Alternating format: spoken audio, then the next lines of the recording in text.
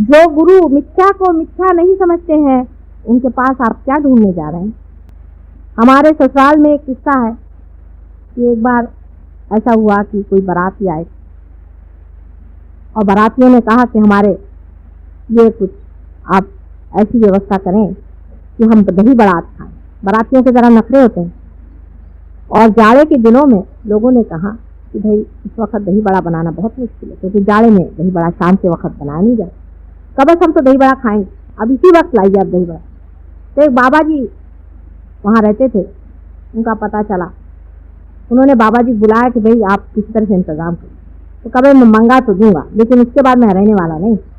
अच्छा ठीक है, मंगा दीजिए। उन्होंने एक खिड़की बंद कर दी, दूसरी खिड़की बंद कर ली, दरवाज़ा बंद कर लिया और उसके बाद कहा कि देखो आगे आपका दही बड़ा खाई। वहाँ सब दही बड़े आ गए, लोगों ने दही बड़ा खाना शुरू कर दिया, बड़े खुश हुए। बाबा जी भाग, रातों रात बाबा जी जान बचाकर भाग। लोगों को समझ नहीं आया कि बाबा जी क्यों भागे।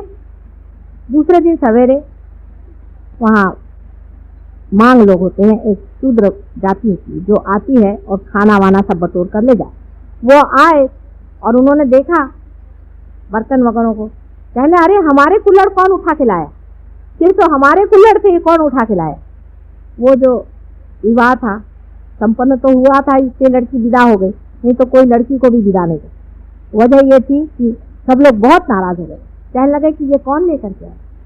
हमारे पूर्वजों में समझ लीजिए हमारे पिता के ही थे, लोग इन सब चीज़ों में विश्वास ही नहीं करते थे। इसे भानामती कहा जाता था महाराष्ट्र में। पहले ऐसी चीज़ों में कोई भी विश्वास नहीं करता था कि ऊपर से कुछ चीज़ चली आ गई और उन्होंने दही बड़े खा लिए। अब क्या परमात्मा को कोई और धंधा नहीं दही बड़े खिलाने के सिवा? आप लोगों को भी सोचना चाहिए कि आप लोगों को दही बड़े खिलाने का ही उनको एक धंधा बचा हुआ।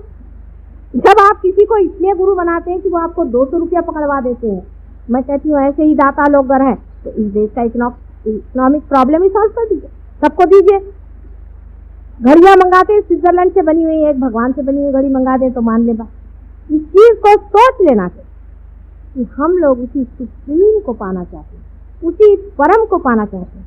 पर आपकी भी तो खोज इन्हीं जड़ वस्तुओं में, इन्हीं पत्थरों में है, इसीलिए आप इन लोगों को गुरु मानते। रुपया भी जाता है, पैसा भी जाता है। जब आपका सब पैसा निकल जाता है तब आप मेरे पास आते हैं। कल ही एक स्त्री आई थी, आपने देखा था किस तरह से नाच रही थी, कूद रही थी। मैंने कहा आप क्यों आई भाई? कहने लगे क्या करें, आप तो हम ऐसे हो गए। मैंने कहा अच्छा है, लोग पागल तुम्हें बनाए और पागल खाना मैंने खोल रखा।